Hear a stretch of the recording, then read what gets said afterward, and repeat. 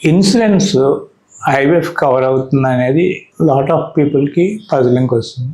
Health ఇన్సూరెన్స్లో most of the time IVF cover అవ్వదు unless స్పెసిఫిక్గా పాలసీస్ తీసుకుంటే తప్ప. ఇండియాలో మోర్ సో దాని రెలవెన్స్ ఎక్కువ. ఇండియాలో ఓన్లీ ఫ్యూ కంపెనీస్ వాళ్ళ ఎంప్లాయీస్కి ఐవీఎఫ్ కవరేజ్ ఇస్తారు. జనరల్గా హెల్త్ పాలసీ తీసుకుంటే ఏమవుతుందంటే లాట్ ఆఫ్ టైమ్స్ అనుకుంటారు అది ఇన్సూరెన్స్ కవర్ అవుతుందని. అదేంటంటే లాట్ ఆఫ్ కండిషన్స్తో వస్తుంది. First thing is IVF infertility cover అవుతుందో లేదో చూసుకోవాలి. ఇన్ఫర్టిలిటీ కవర్ అయినంత మాత్రం ఐవీఎఫ్ కవర్ అవ్వాలని లేదు.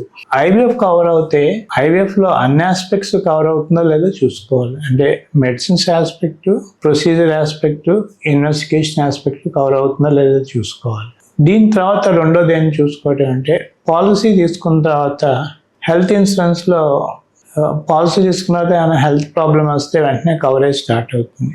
దీంట్లో కండిషన్స్ ఉన్నాయో లేదో చూసుకోవాలి. ఎస్పెషల్లీ ఇండియాలో ఏంటంటే 2 to 3 years వెయిటింగ్ పీరియడ్ ఉండొచ్చు.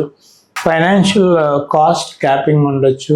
దెన్ అది ప్రెగ్నెన్సీ వచ్చే వరకు ఇస్తారని అనుకోవద్దు.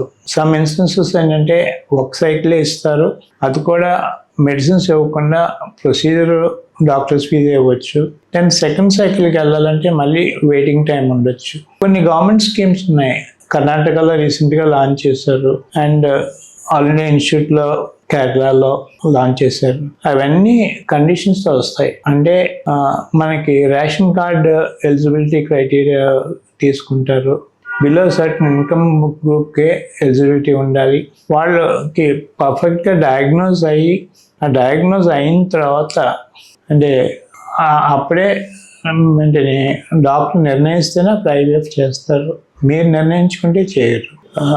సో ఈ పాలసీస్ ఉన్నాయి. సో ఇన్సూరెన్స్ ఇప్పుడే ఎంటర్ అవుతున్నది. బట్ ఈవెన్ వెస్ట్రన్ కంట్రీస్లో కూడా all insurance companies do not cover IVF. So మీరు పాలసీ తీసుకున్నప్పుడు కానీ మీ కంపెనీ హెచ్ఆర్ వాళ్ళని కానీ లేకపోతే ఆ రూల్లో స్పెసిఫిక్గా మీకు ఐవీఎఫ్ కవర్ అవుతుందో లేదో చూసుకోవాలి. వెయిటింగ్ పీరియడ్ ఉందో లేదో చూసుకోవాలి. అన్ని కాంపోనెంట్స్ ఆఫ్ ఐవీఎఫ్ కవర్ అవుతుందో లేదో చూసుకోవాలి. లేకపోతే ఏమవుతుందంటే you might feel better in the system is cheating.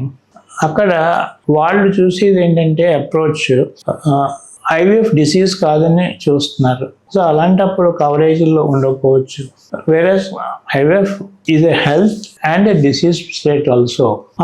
ఆ అప్రోచ్ హోల్సమ్గా తీసుకోవటం వలన ఈ issues. Second thing is cost. Third thing ఏంటంటే ఈ ప్రొసీజర్స్లో అంటే డైరెక్ట్గా టైం కోసం జంప్ అయిపోవాలని అనుకుంటే ఎక్స్ప్లాయిటేషన్ జరుగుతుందని లాట్ ఆఫ్ రెగ్యులేషన్స్ ఉన్నాయి. సో ఇన్సూరెన్స్ కొన్ని చోట్ల వస్తున్నది, but it lot of conditions. ఆ కండిషన్స్ ఉన్నాయనుకుని ఆ కండిషన్స్ ఎత్తుక్కుని లేవనుకున్న తర్వాతే మీకు ఇన్సూరెన్స్ కవర్ అవుతుందని చూసుకోండి. అది నా అడ్వైస్.